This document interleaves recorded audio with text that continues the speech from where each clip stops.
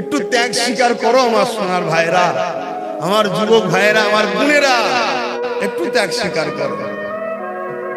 কেন তোমরাই কিন্তু সবকিছুর মূল। এখন আগামী দিন তোমাদের বাচ্চারা এই বাংলার, পশ্চিম বাংলা এবং ভারতে কোরআন, মসজিদ, মাদ্রাসা নিয়ে, জলসা মাহফিল নিয়ে, আল্লাহ নিয়ে, রসুল নিয়ে মাথা তুলে বাঁচতে পারবে কি পারবে না, সেই পরিবেশটা তৈরি করা মুসলমানদের ঘরের যুবক তোমাদেরই দায়িত্ব।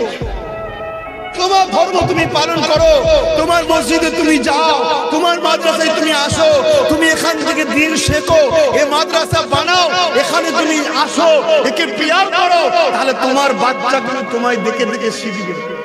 সর্বপ্রথম শিক্ষা কিন্তু দেখে শিক্ষা, তাই তো নাকি গো?